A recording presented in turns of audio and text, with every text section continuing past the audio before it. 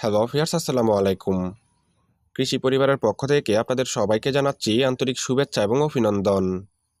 Viewers, আপনারা কি জানেন কোন মাসে কোন ধরনের শাকসবজি চাষ করলে বেশি পরিমাণ ফলন পাওয়া যাবে? যদি না জেনে থাকেন তবে আমি বলবো এই ভিডিওটা আপনাদের জন্য। কেননা আজকে আমি আপনাদেরকে জানাবো জুন থেকে জুলাই মাসে কি কি শাকসবজি চাষ করবেন। আমি আশা করি আপনারা যদি আমার এই ভিডিওটা প্রথম থেকে শেষ পর্যন্ত দেখেন তবে আপনারাও জানতে পারবেন জুন থেকে জুলাই মাসে কি কি শাকসবজি চাষ করলে বাম্পার ফলন পাওয়া যাবে। তবে চলুন ভিউয়ার্স, মূল ভিডিওতে চলে যাই। জুন থেকে জুলাই মাসে আপনারা মিষ্টি কুমড়াটা চাষ করতে পারেন। জুন মাসে যেই সকল শাকসবজি চাষ করলে বেশি পরিমাণ ফলন পাওয়া যায় তার মাঝে মিষ্টি কুমড়া অন্যতম। তাই অবশ্যই আপনারা এই সময় মিষ্টি কুমড়াটা চাষ করতে পারেন। আপনারা যে কোনো মাটিতে মিষ্টি কুমড়াটা চাষ করতে পারবেন।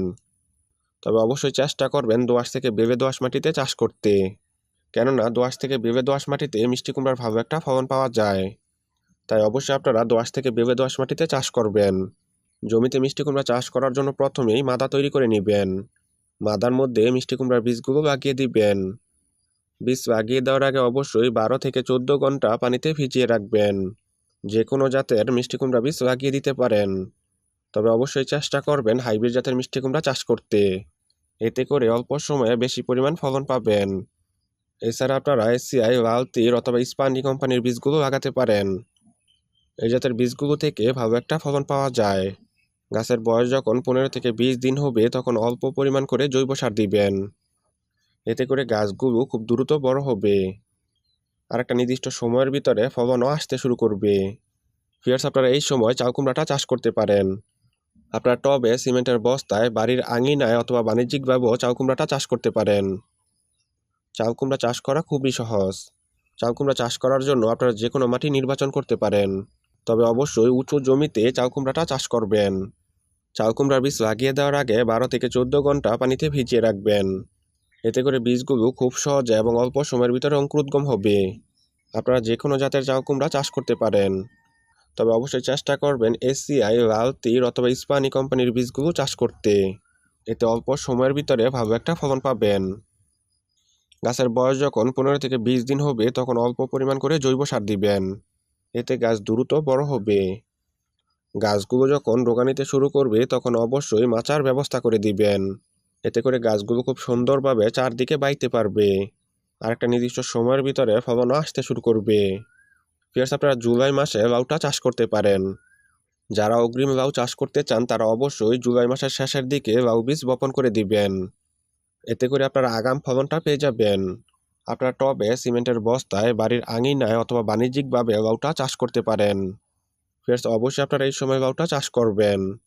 লাউ বীজ বপন করার আগে 14 থেকে 16 ঘন্টা পানিতে ভিজিয়ে রাখবেন। এতে করে বীজগুলো খুব সহজে এবং অল্প সময়ের ভিতরে অঙ্কুরোদ্গম হবে। গাছের বয়স 20 থেকে 25 দিন হলে অল্প পরিমাণ করে জৈব সার দিবেন। গাছগুলো যখন ডগা নিতে শুরু করবে তখন অবশ্যই বাউনিতে বাইয়ে দিবেন। হাইব্রিড জাতের লাউ চাষ করলে 45 থেকে 50 দিনের ভিতরে ফলন আসতে শুরু করবে। ভিউয়ার্স, আপনারা জুন থেকে জুলাই মাসে শশাটা চাষ করতে পারেন। যদিও শশা 12 মাসই চাষ করা যায়, তবে জুন থেকে জুলাই মাসে চাষ করলে বেশি পরিমাণ ফলন পাবেন। কেননা শশা চাষ করার জন্য যেই তাপমাত্রার প্রয়োজন পড়ে সেটা আপনারা জুন থেকে জুলাই মাসে পেয়ে যাবেন। আপনারা অবশ্যই হাইব্রিড জাতের শশাটা চাষ করতে পারেন। এই জাতের শশা গাছ থেকে 25 থেকে 30 দিনের ভিতরে ফলন পাওয়া যায় আর তেমন একটা পরিচর্যাও করতে হয় না। তাই অবশ্যই আপনারা এই সময় শশাটা চাষ করবেন। শশা বীজ লাগিয়ে দেওয়ার আগে 2 থেকে 4 ঘন্টা পানিতে ভিজিয়ে রাখবেন। এতে করে অল্প সময়ের ভিতরে শশা বীজ থেকে চারা গজাবে। গাছের বয়স যখন 8 থেকে 10 দিন হবে তখনই অল্প পরিমাণ করে জৈব সার দিবেন। গাছের সময় মতো ফলন না আসলে কাটিং করে দিবেন। এতে অল্প সময়ের ভিতরে শশা আসতে শুরু করবে। ফের আপনারা এই সময় বরবটিটাও চাষ করতে পারেন। বরবটি চাষ করার জন্য যেই ধরনের আবহাওয়ার প্রয়োজন পড়ে আপনারা এই সময় পেয়ে যাবেন। তাই অবশ্যই আপনারা এই সময়টায় বরবটি চাষ করতে পারেন। আপনারা যে কোনো ধরনের মাটিতে বরবটিটা চাষ করতে পারেন। তবে অবশ্যই চেষ্টা করবেন দোআঁশ থেকে বেলে দোআঁশ মাটিতে বরবটিটা চাষ করতে। এতে ফলনের পরিমাণটা বেশি পাবেন। আপনারা লাল তীর, এসিআই অথবা ইস্পাহানি কোম্পানির বীজগুলো চাষ করতে পারেন। বীজ লাগিয়ে দেওয়ার আগে 1 থেকে 2 ঘন্টা পানিতে ভিজিয়ে রাখবেন। এতে অল্প সময়ে বীজ থেকে চারা গজাবে। গাছের বয়স 8 থেকে 10 দিন হলে অল্প পরিমাণ করে জৈব সার দিবেন। আপনারা এই সময় ধনিয়া পাতাটাও চাষ করতে পারেন। আপনারা চাইলে বিলাতি ধনিয়াটাও চাষ করতে পারেন। ধনিয়া পাতা চাষ করার জন্য প্রথমে জমিটা খুব ভালো করে চাষ দিয়ে নেবেন। এমনভাবে চাষ দিয়ে নেবেন যেন মাটিগুলো ঝুরঝুরা হয়ে যায়। ধনিয়া বীজ লাগিয়ে দেওয়ার আগে 18 থেকে 20 ঘন্টা পানিতে ভিজিয়ে রাখবেন। এরপর আপনারা ধনিয়া বীজগুলো ছিটিয়ে বপন করে দিতে পারেন। আপনারা অবশ্যই এই সময় ধনিয়া পাতাটা চাষ করবেন। আপনারা এই সময় ঝিঙ্গাটাও চাষ করতে পারেন। টবে সিমেন্টের বস্তায় বাড়ির আঙিনায় অথবা বাণিজ্যিকভাবেও ঝিঙ্গাটা চাষ করতে পারেন। ঝিঙ্গা চাষ করা খুবই সহজ। জমিতে ঝিঙ্গা চাষ করার জন্য খুব ভালো করে জমিটা চাষ দিয়ে নিবেন। এরপর মাদা তৈরি করে নিবেন। আর সেই মাদার মধ্যে ঝিঙ্গা বীজগুলো লাগিয়ে দিবেন। ঝিঙ্গা বীজ লাগিয়ে দেওয়ার আগে 18 থেকে 20 ঘন্টা পানিতে ভিজিয়ে রাখবেন। এতে করে বীজগুলো খুব সহজে অঙ্কুরোদ্গম হবে। যে কোনো মাটিতে আপনারা ঝিঙ্গাটা চাষ করতে পারেন। তবে অবশ্যই চেষ্টা করবেন দোআঁশ থেকে বেলে দোআঁশ মাটিতে ঝিঙ্গাটা চাষ করতে।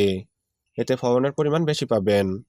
আর অল্প সময়ে বেশি পরিমাণ ফলন পেতে অবশ্যই হাইব্রিড জাতের ঝিঙ্গাটা চাষ করবেন। ভিউয়ার্স, আপনারা এই সময় দুন্দুলটাও চাষ করতে পারেন।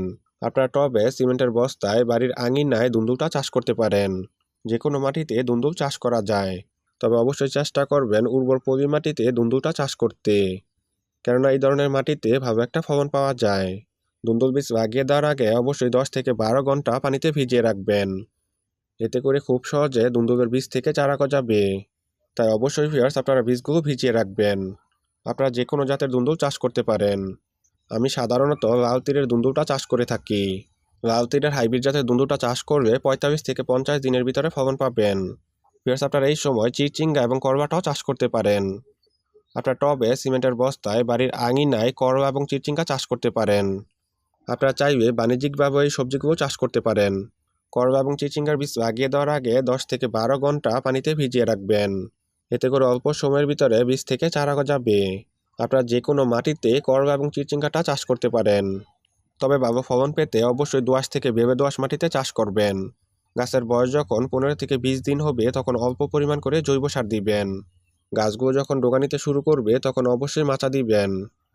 এতে করে অল্প সময়ে ফলন পাওয়া যায়। ভিউয়ার্স, আপনারা এই সময় লাল শাক, পালং শাক, মূলা শাকটাও চাষ করতে পারেন। এই শাকগুলো চাষ করা খুবই সহজ। মাত্র 25 থেকে 30 দিনের ভিতরে আপনারা শাকগুলো সংগ্রহ করতে পারবেন। শাক চাষ করার জন্য অবশ্যই মাটিটা খুব ভালো করে চাষ দিয়ে নেবেন। আপনারা যে কোনো মাটিতে শাকগুলো চাষ করতে পারবেন। তবে অবশ্যই চেষ্টা করবেন দোআঁশ থেকে বেলে দোআঁশ মাটিতে চাষ করতে। ভিউয়ার্স, আমি আশা করি আপনাদেরকে বুঝাতে পেরেছি জুন থেকে জুলাই মাসে কী কী শাকসবজি চাষ করবেন। এই শাকসবজিগুলো চাষ করলে আপনারা ভালো একটা ফলন পাবেন। ভিউয়ার্স, এই ছিল আমার আজকের ভিডিও। শাকসবজি চাষ সম্পর্কে যদি আপনাদের কোনো মতামত জানার থাকে তবে অবশ্যই কমেন্ট বক্সে কমেন্ট করবেন। আমি সাধ্যমতো চেষ্টা করব আপনাদের প্রত্যেকটা কমেন্টের উত্তর দিতে। আপনারা চাইলে আমাদের ফেসবুক পেজেও যুক্ত হতে পারেন। আমাদের ফেসবুক পেজের নাম হচ্ছে কৃষি পরিবার। আমার এই ভিডিওটা যদি আপনাদের কাছে ভালো লেগে থাকে অবশ্যই লাইক, কমেন্ট এবং শেয়ার করবেন।